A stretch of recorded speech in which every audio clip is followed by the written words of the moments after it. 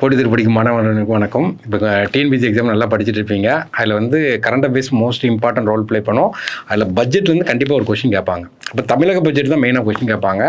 ஏன்னா ஏற்கனவே அவங்க சென்ட்ரல் கவர்மெண்ட் இன்ட்ரீம் பட்ஜெட் தான் தாக்கல் பண்ணியிருக்காங்க. தமிழக பட்ஜெட்லேருந்து உறுதியாக கேட்பாங்க. தமிழக பட்ஜெட் நம்ம ரெண்டாக படிச்சுக்கலாம். ஜென்ரல் பட்ஜெட், அக்ரி பட்ஜெட் ரெண்டுலேருந்து கண்டிப்பாக படிக்கணும். இது போக இந்த வருஷம் மேற்கோள் காட்டியிருக்காங்க. திருக்குறள், புறநானூறு, நிறைய தமிழ் லிட்ரேச்சரை வச்சு மேற்கோள் காட்டியிருக்காங்க. அந்த லிட்ரேச்சரை வச்சு கொஸ்டின் கேட்கறதுக்கு நிறைய பேருக்கு நம்ம இந்த 3 வீடியோ பார்க்க போகிறோம். இப்போ 24-25 அப்போ பட்ஜெட்னு நமக்கு தெரியும். அந்த கணக்கு எப்போங்க கேட்டிங்கன்னா ஏப்ரல் 1 to March 31 இதான் வந்து ஃபினான்சியல் இயர்ம்பாங்க. இப்போ ஃபினான்ஷியல் இயரு பட்ஜெட்டை யார் தாக்கல் பண்ணுறாங்க எல்லாம் பார்த்துக்கலாம். இப்போ நம்ம தமிழக பட்ஜெட்டை பொறுத்த வரைக்கும் பார்த்தீங்கன்னா ஒரு அதனுடைய 7 நோக்கங்கள், அந்த நோக்கத்தை வந்து ஒரு 7 பாயிண்டாக கொடுத்துருக்காங்க. சமூக நீதி ஏன்னா பாயிண்ட்டு இந்த பட்ஜெட் ரிலீஸ் பண்ணுறது என்ன, சோசியல் ஜஸ்டிஸு, அப்புறம் கடைக்கோடி மனிதருக்கும் நலவாழ்வு கொடுத்தல், உலகே வெல்லும் இளைய தமிழகம், அறிவுசார் பொருளாதாரம், சமத்துவ நோக்கில் மகளிர் நலம், பசுமை வழி பயணம், தாய் தமிழும் தமிழர் பண்பாடும் அப்படின்னு ஒரு 7 நோக்கங்களை முன்னிலைப்படுத்தி பட்ஜெட்டை கொடுத்துருக்காங்க. இதில் என்ன இந்த ஹெட்டில் டேக்லைன் வைக்காங்கன்னா, தடைகளை தாண்டி வளர்ச்சி நோக்கி என்னும் தலைப்பில் பட்ஜெட் வந்து ரிலீஸ் பண்ணுறாங்க. இது ஒரு கொஸ்டினாகவே கேட்கலாம் நமக்கு. இப்போ இதில் வந்து முக்கியமான ஸ்கீம் என்ன கேட்டிங்கன்னா, கலைஞர் கனவு இல்லம். இப்போ இதில் என்ன பண்ணுறாங்கன்னா, குடிசை இல்லா தமிழ்நாடு அப்படின்னு ஒரு இதை வந்து ப்ரொபகேட் பண்ணி ஒரு வீடு வந்து 3 லட்ச ரூபா கொடுக்குறாங்க. கிட்டத்தட்ட 1 லட்சம் வீடை கட்டி கொடுக்குறாங்க. குடிசை இல்லா தமிழ்நாடு அப்படின்னு 2030 டார்கெட் பண்ணியிருக்காங்க. 2030 பார்த்தீங்கன்னா தமிழ்நாட்டில் குடிசையே இருக்கக்கூடாது அப்படின்னு சொல்லிட்டு கலைஞருடைய கனவு இல்ல திட்டம் அப்படின்னு சொல்லிட்டு இந்த ஸ்கீம் வந்து கேட்குறதுக்கு வாய்ப்பு இருக்குது. அடுத்து பார்த்தீங்கன்னா தாய்மானவர் வறுமை ஒழிப்பு திட்டம். அப்போ முதலமைச்சர் தாய்மானவர் வறுமை ஒழிப்பு திட்டங்கிறது வறுமையை ஒழிக்கிறாங்க. அந்த வறுமை ஒழிக்கல என்ன சொல்கிறாங்கன்னா, அடுத்த 2 வருஷத்தில் 5 லட்சம் ஏழை குடும்பங்களை கண்டறிந்து அவங்களுடைய வறுமையை ஒழிக்கணும் அப்படிங்காங்க. தமிழ் புதல்வன் திட்டம் ஏற்கனவே நம்ம பார்த்துருக்கோம். புதுமை பெண் திட்டம் பார்த்துருப்போம். அந்த படிக்கக்கூடிய பெண்களுக்கு 1000 ரூபா கொடுக்குற மாதிரி மாணவர்களுக்கு, ஏன்னா 6 to 12 வரை அரசு பள்ளிகளில் பயிலும் மாணவர்கள் உயர்கல்வி படிக்கும்போது மாதம் எவ்வளோ கொடுக்காங்கன்னா 1000 ரூபா கொடுக்குறாங்க. இந்த உயர்கல்வி கேட்டு கொடுக்குறாங்க. தமிழ் புதல்வன் திட்டம் இது கேட்கலாம். அடுத்து மெயினாக கேட்க வேண்டியது இதுதான், அகழ்வராய்ச்சி. ஏன்னா தமிழ்நாடு பார்த்தீங்கன்னா இந்த ஆர்காலஜி டிபார்ட்மெண்ட் வந்து தமிழ்நாட்டில் வந்து ஆக்டிவாக செயல்பட்டு இருக்காங்க. இந்த கீழடிக்கு அப்புறம் நிறையா, ஏன்னா தமிழ் தான் தொன்மையானதுன்னு சொல்லிட்டு எல்லாருக்குமே புரிய வைக்கிறாங்க. அப்போ நிறைய இதுக்கு வந்து கவர்மெண்ட் வந்து இந்த பட்ஜெட்டில் ஸ்டெப் எடுத்திருக்காங்க. இது கண்டிப்பாக கேட்பாங்க. அப்போ என்னெல்லாம் பார்த்தீங்கன்னா, சிவகங்கை கீழடி எங்கே இருக்குன்னு கேட்கலாம். சிவகங்கை மாவட்டம். அடுத்து பார்த்தீங்கன்னா வெம்பக்கோட்டை விருதுநகர் மாவட்டம். அடுத்து பொற்பனைக்கோட்டை புதுக்கோட்டை மாவட்டம். இதெல்லாம் நம்ம ஏற்கனவே கேள்விப்பட்டது. இப்போ புதுசாக பார்த்தீங்கன்னா நமக்கு என்னெல்லாம் வரும்னா, கீழ் நமண்டி திருவண்ணாமலை மாவட்டம், திருமலாபுரம் தென்காசி மாவட்டம், இங்கெல்லாம் வந்து அகழ்வராட்சியை மேற்கொண்டிருக்காங்க. அடுத்து கொங்கல் நகரம் திருப்பூர் மாவட்டம், மருங்கூர் கடலூர் மாவட்டம், சென்னானூர் கிருஷ்ணகிரி மாவட்டம்.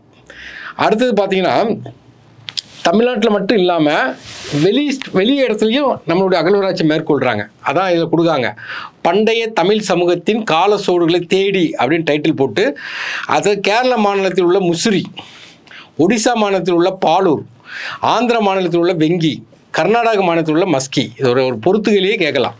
ஏன்னா இந்த கொஸ்டின் எல்லாம் பார்த்து வச்சுடுங்க. இது போக நமக்கு பார்த்தீங்கன்னா கீழடி இருக்குது பார்த்தீங்களா. கீழடியில் பார்த்தீங்கன்னா திறந்தவெளி தொல்லியல் அருங்காட்சியகம், ஓப்பன் ஏர் மியூசியம் சொல்லிட்டு ஒரு 17 கோடி மதிப்பில் வந்து அமைக்கிறாங்க. வட சென்னை வளர்ச்சி திட்டம். ஆக்சுவலாக தென் சென்னை கம்பேர் பண்ண வட சென்னை வளர்ச்சி இல்லாமல் இருக்கனால அதுக்கு ஒரு திட்டத்தை கொண்டு வர்றாங்க. அப்போது சென்னை மாநிலத்தில் சமச்சீர் வளர்ச்சியை உறுதி செய்வதற்காக வட சென்னை வளர்ச்சி திட்டம்னு சொல்லி கொண்டு வராங்க. அடுத்து நகர்ப்புற பசுமை திட்டம்.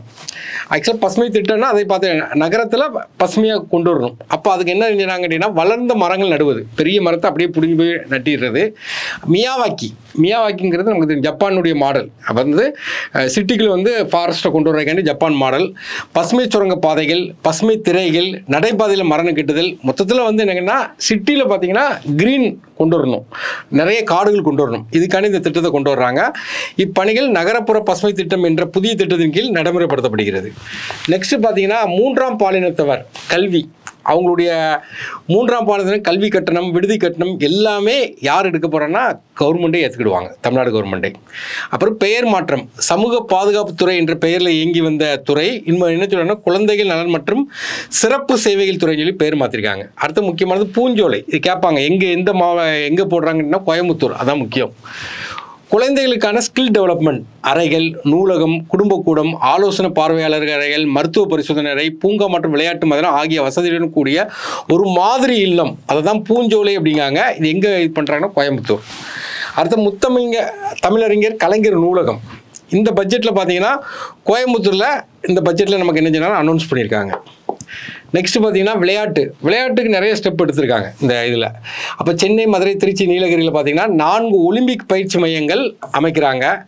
நாட்டிலேயே முதல் முறையாக மாற்றுத்திறனாளிக்கான 6 விளையாட்டு மையங்கள் அமைக்கப்படுகிறது. இந்தியாவில் முதல் முறையாக தமிழ்நாடு ஒலிம்பிக் நீர் விளையாட்டு அகாடமி ராமநாதபுரத்தில் பிரப்பன் வலசையில் அமைக்கிறாங்க. இந்த சர்ஃப் விளையாட்டு, என்ன வாட்டர் கேம்ஸ் எல்லாமே வருது. அடுத்து நெய்தல் மீட்சி இயக்கம். நெய்தல்னாவே நம்ம கடல் பகுதி ஞாபகம் வச்சுருங்க. அப்போ தமிழ்நாட்டில் எத்தனை கடற்கரை மாவட்டங்கள் இருக்குன்னா 14 கடற்கரை மாவட்டங்கள் இருக்குது. மொத்த கிலோமீட்டர் வந்து 1076 கிலோமீட்டர் இருக்குது. ஏன்னா அப்போ அந்த கடலோர வளங்களை மீட்டெடுப்பதற்கு இந்த ஸ்கீமை உள்ளே கொண்டு வராங்க. அதுதான் நெய்தல் மீட்சி, அதுலேயும் பேர் இருக்குது. அப்போ இது நோக்கம் என்ன அப்படின்னு கேட்டிங்கன்னா, கடற்கரையோர பல்லுயிர் பெருக்கம், பயோடைவர்சிட்டி டெவலப் பண்ணுறது, கடற்கரை பாதுகாப்பு, கடற்கரையோர சமூகங்களின் வாழ்வாதாரத்தை மேம்படுத்துதல், கடலோர பகுதிகளில் மாசு கட்டுப்பாடு. அப்புறம் பார்த்திங்கன்னா நீலக்குடி கடற்கரை சான்றிதழ், ஏன்னா ப்ளூ ஃப்ளாக் சர்டிஃபிகேட் அப்படிம்பாங்க. மொதல் கோவளம், சென்னையில் பார்த்தீங்கன்னா கோவளம் கடற்கரை கொடுத்துருப்பாங்க. இந்த மாதிரி இடத்துக்கு போகும்போது பொல்யூஷன் கண்ட்ரோலாக இருக்கும். டூரிஸ்ட்டை கவர் பண்ணுறதுக்காண்டி நிறைய கடற்கரை அனௌன்ஸ் பண்ணியிருக்காங்க. அப்போ ப்ளூ ஃப்ளாக் சர்டிஃபிகேட்டு. அப்போ சென்னையில் பார்த்தீங்கன்னா மெரினா கடற்கரை, கடலூரில் பார்த்தீங்கன்னா சில்வர் பீச்சு, விழுப்புரத்தில் பார்த்தீங்கன்னா மரக்கோணம், நாகப்பட்டினத்தில் பார்த்தீங்கன்னா காமேஸ்வரம், புதுக்கோட்டையில் பார்த்தீங்கன்னா கட்டுமாவாடி, ராமநாதபுரத்தில் அரியமான் பீச்சு, தூத்துக்குடியில் காயல்பட்டினம், திருநெல்வேலியில் கோடாவளை. துல்குடி என பழங்குடி மக்களுடைய அவங்களோட அடிப்படை வசதிகளை மேம்படுத்தவும் வாழ்வாதாரத்தை உயர்த்திடவும் தொல்குடி. நமக்கு கொஸ்டின் எப்படி வேணால் தொல்குடி திட்டம் எதுக்குன்னு கேட்பாங்க. அப்போ பழங்குடி மக்களுடைய வாழ்வாதாரத்தை மேம்படுத்த கொண்டு வர்றாங்க. அப்புறம் நெடுஞ்சாலை ஆணையம். இன்றைக்கி பார்த்தீங்கன்னா தேசிய நெடுஞ்சாலை ஆணையம் இருக்குது, ஆனால் மாநில நெடுஞ்சாலை ஆணையம் கிடையாது. அப்போ அந்த நெடுஞ்சாலை ஆணையத்தை அமைக்கிறதுக்கு சட்ட முன்வடிவு அறிமுகப்படுத்தப்பட்டுள்ளது. Global start up summit. இப்போ வந்து புத்தாக்கம் நிறைய பார்த்தீங்கன்னா இன்வெஸ்டரை கவர் பண்ணணும். இப்போ 2024 பார்த்தீங்கன்னா சென்னையில் பார்த்தீங்கன்னா இப்போ எல்லாருடைய இன்வெஸ்டரை கவர் பண்ணுறதுக்கு மீட்டிங் நடத்துனாங்க. அது மாதிரி 2025 அதே சென்னையில் குளோபல் ஸ்டார்ட் அப் சம்மிட் வந்து சென்னையில் நடத்துறதுக்கு ரெடி பண்ணியிருக்காங்க.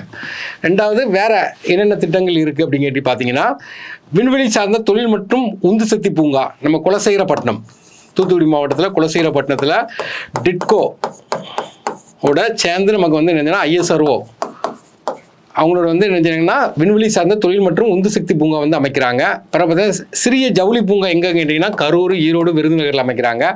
கலைஞர் கன்வென்ஷன் சென்டர் முட்டுக்காடு, சென்னை.